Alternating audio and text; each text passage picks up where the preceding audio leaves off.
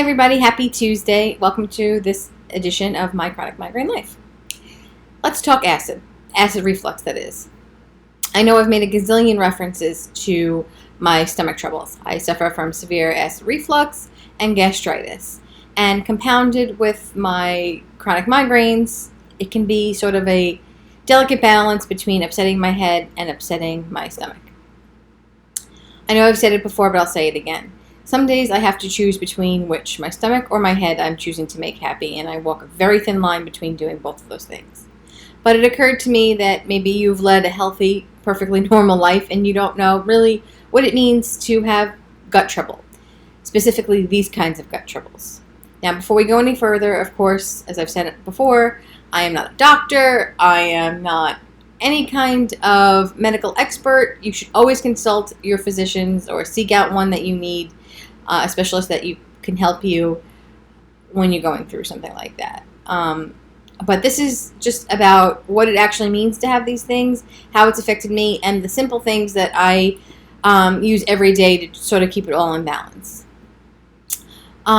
When you have stomach problems, the amount of preventative drugs you can take, have to take because of chronic migraines, can also exacerbate the situation you already have. And I think that's sort of what happened to me. Everybody's sort of born with a little bit of acid reflux and probably has it and can live a perfectly normal life. And not to say that mine isn't, but my situation gets more inflamed. And when it's angry, it's really angry, sort of like my head. So anyway, acid is something that your body uses to break down food from your esophagus and digest. For me, it just sort of, it feels like, let's start at the beginning, right? It sort of feels like it sounds. If you picture what acid is in any other instance, you would assume it's burning. And I get a lot of that too. It's all kinds of things, and it's unpleasant. It feels like my food sometimes is actually even being regurgitated up all the way out through my mouth, which is disgusting, I know. That's very rare. A lot of times it's burning, it's indigestion. It doesn't actually have to be pain. It can feel like something is stuck. It only is exacerbated by the gastritis, which means my things that necessarily make you gassy or have acid or things that are hard to digest can often make me sick. And I don't even know how long I've had this. I'm just trying to think back to my very first time I ever saw a gastrologist, and that's who you would see, the kind of specialist you would see. Sort of like the chicken and the egg. I was trying to decide if it happened before my migraines really hit their, stride in terms of becoming really bad and unbreakable. That was about 2009, 2010. I guess this happened afterwards, but I've had episodes before. On and off, I used to have really bad stomach problems, and then finally I hit a point where I had to see a specialist because I didn't know what the hell was happening and I couldn't take it anymore. Excuse me. The first thing about seeing the doctor is, you go through all your symptoms and what you're feeling, and what they made me do initially, and then I did another one again about 2 years ago. So I guess there had been like a 7-year lag between the first endoscopy and the second.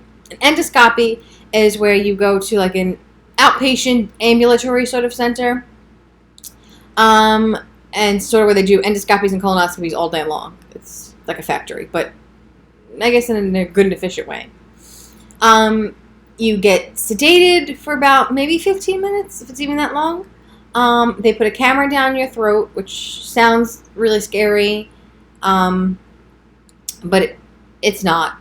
It's not really a bad experience at all. They biopsy a small piece of, I'll be honest with you, I have no idea. I guess not your intestine, doesn't go that far. Maybe your stomach lining, I'm not positive.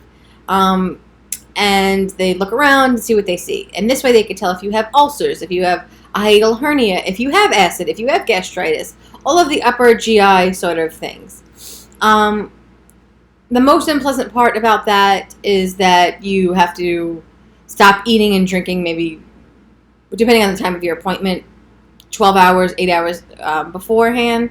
And you're a little groggy when you wake up from the anesthesia, but it's a really fast process and efficient. And you get the report right away. And I mean, I don't like doing it, but sometimes it's a necessary evil. I was really terrified the first time I did it. It was also the first time I was having anesthesia. And everybody kept saying, you're going to be the twilight sleep. I didn't know what the fuck that meant. And it drove me crazy because I was afraid I would be awake. Also at this time, the first time I had one, I was taking Ambien. I was having my insomnia was at its peak. And, I kept thinking, God, I wasn't going to fall asleep. Logically, I know that they're giving you the sedative, but I was really afraid it wasn't going to work. But it works. And it's the best way for them to diagnose you and give you ultimately the medication that you need. Now, as you can tell from my chronic migraine life, I am not the kind of girl who could ever take over-the-counter medication and have it work. It is true for my headaches. I don't care if it says Excedrin migraine. Not going to work for me. Same is true for my stomach. While I could get Prilosec or any of those other kind of drugs over the counter, that's not really what works for me. Side note, also what's true, if I ever have a head cold, it goes right to strep throat. I can't take Advil cold and sinus. I need an antibiotic. It's just who I am. But in terms of my stomach, I had been taking like Nexium and Prilosec, all that kind of crap over the counter for a long time. And, using Tums, which was adorable, thinking that helped, and it doesn't. And it just had exacerbated. I needed something to really treat it because acid left untreated can be very dangerous. It can rot your esophagus lining and actually cause cancer long term. So besides feeling sick and, not being able to really eat, it, is serious and it needs to be dealt with.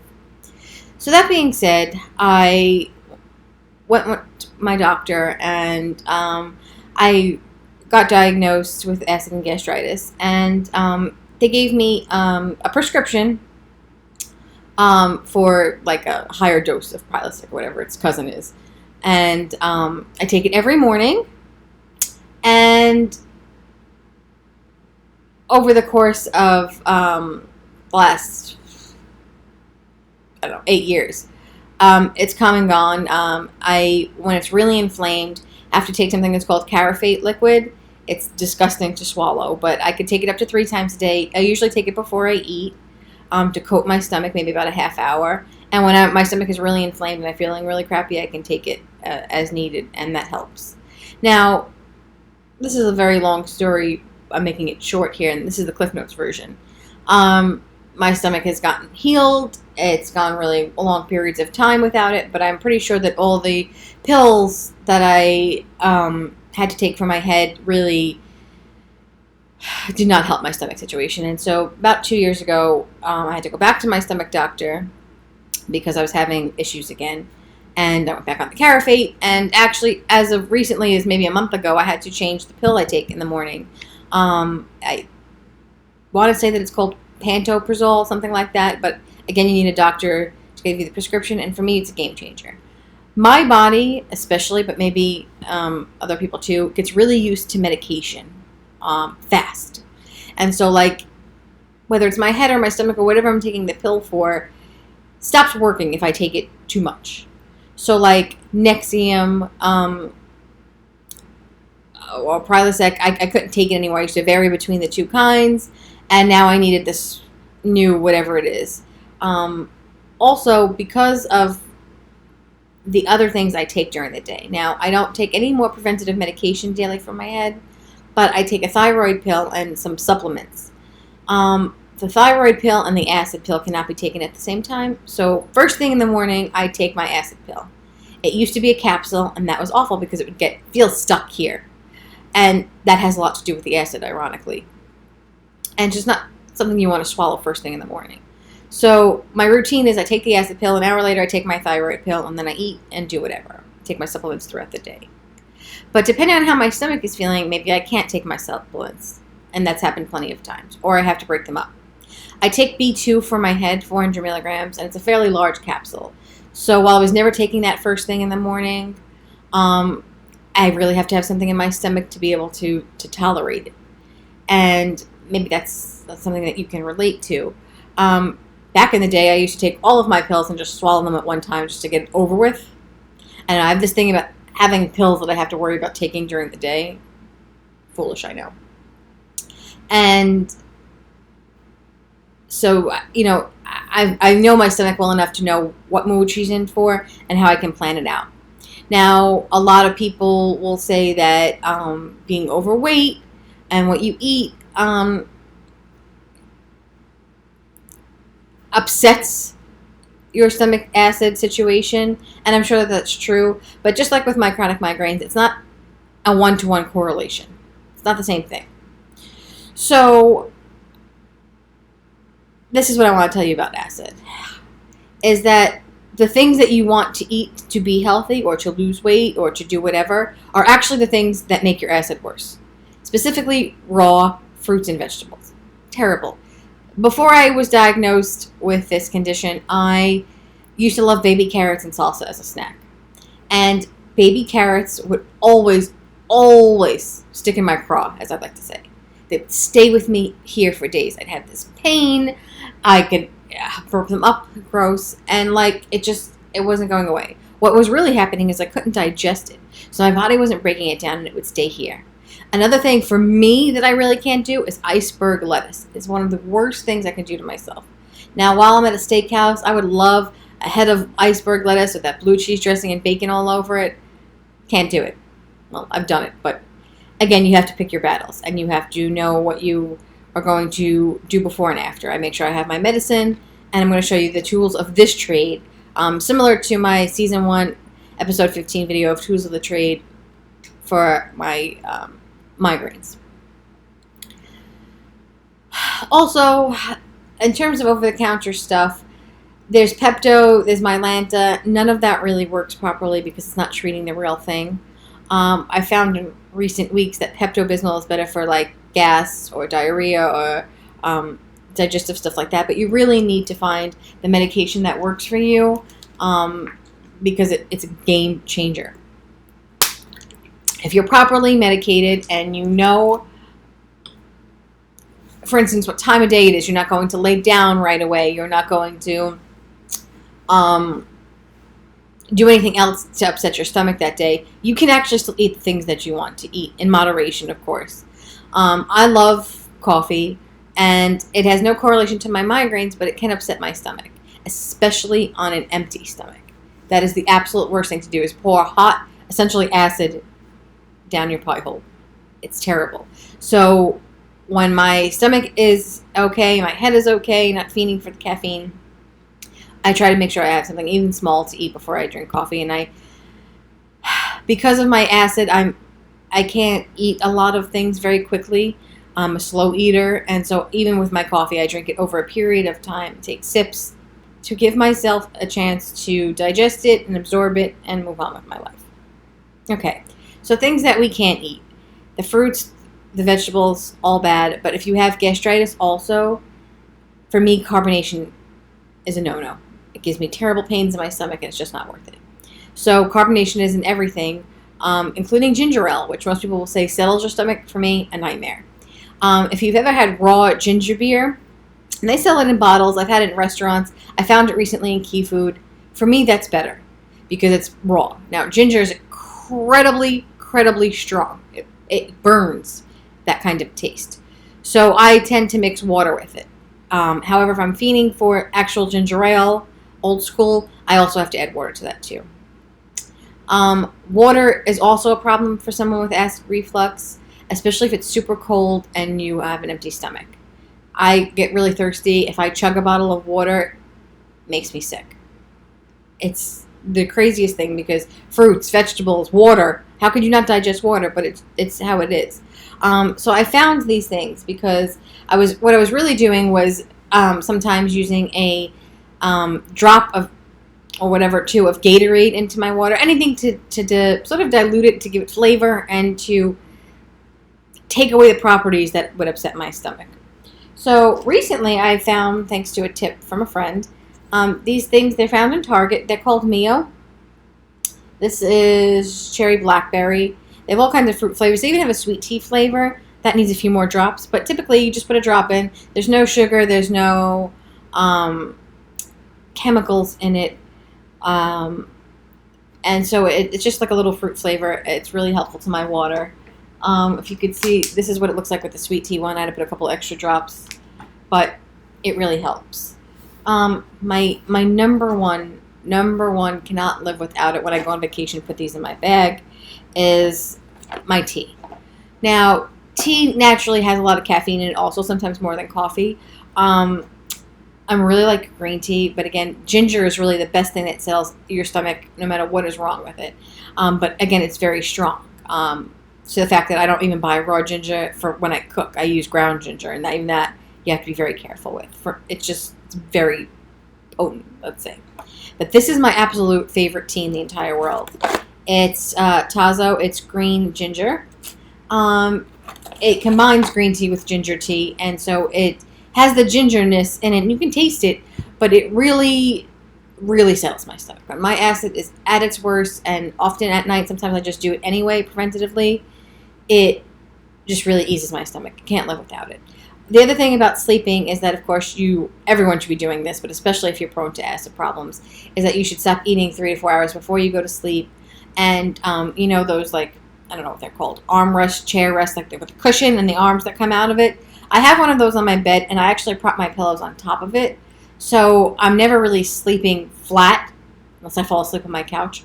I'm not completely sitting up, of course, but I can smush the back pillow down, but so you're sort of elevated, because that will really help the acid when it's at its worst.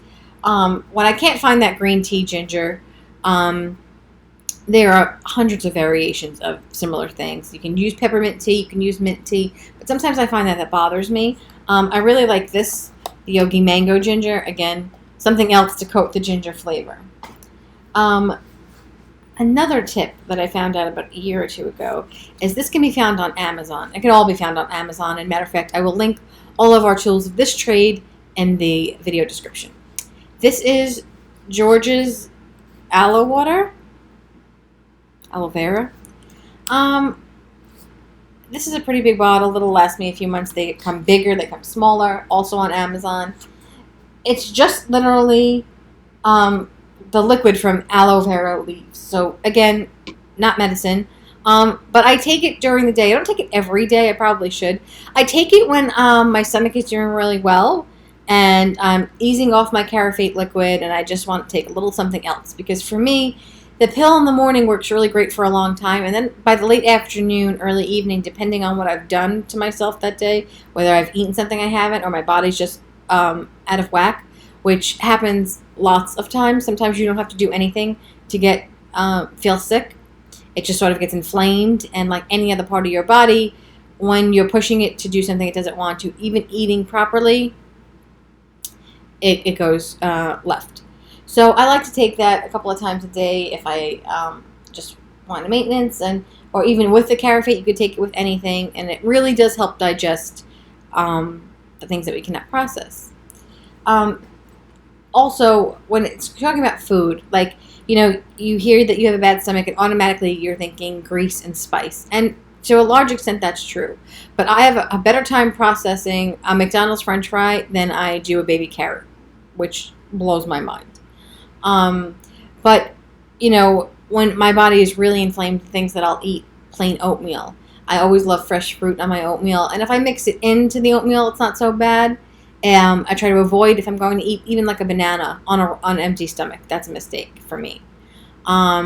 So I've learned to I could cut up some carrots and celery in my salads. I love to make a big salad, but the lettuce, even the lettuce I eat now, I eat a lot of Boston lettuce, butter lettuce, romaine lettuce, even spinach leaves in my lettuce, and that's fine for digestion for me. But even once in a while, I start burping things up.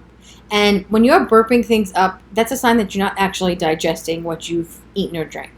And so I very rarely burp because I'm careful and mindful of what I do. Because when you're burping, it's sort of like something is stuck again. It's like your body doesn't know how to break it down, even though it's something that should seem natural to you. So I go through phases of when I really like lettuce, and sometimes I just can't even think. It makes me feel full and disgusting. I also have a lot of problems drinking a lot while I'm eating, and I'm a very thirsty person. And so you have to be mindful of that ratio as well sometimes. Of course, things like alcohol or wine have acid in them. So, depending on how you're feeling and what you're eating, to take all of that into consideration. A lot of people will tell you, a grilled chicken, white rice diet is what you need. And you may ebb and float through your days where some days that's all you can get down, and some days that will still bother your stomach.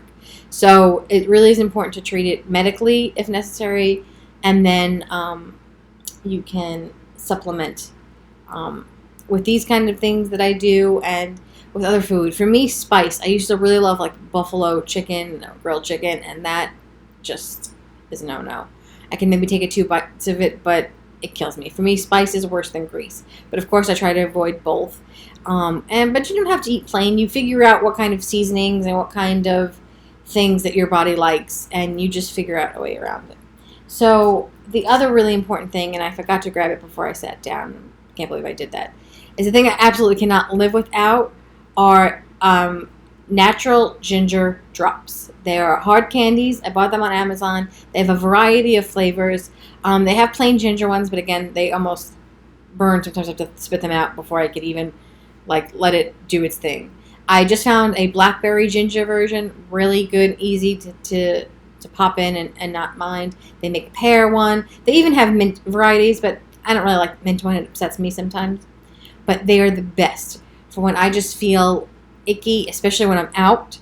No one wants to feel sick out. And they're fantastic. I keep them everywhere on my nightstand, in my purse. I've gotten other people addicted to them. That link will be in the description of this video also, but so important. The other thing is, just like with my head, I always have my pills on hand, even if I've already taken them during the day, because you never know when you're going to need something else. I carry the Carafate liquid, which is also annoying, but it comes in pill form. Excuse me, if you are away. But I also always keep a snack handy. Acid, very much like my migraine brain, wants a steady schedule, and it wants to eat all the time. So, not all the time, on a schedule, I should say. Even when I'm not hungry, and first thing in the morning, I am not hungry. Even if I woke up at 2 o'clock in the afternoon that day, I am not hungry for hours, and it's a problem.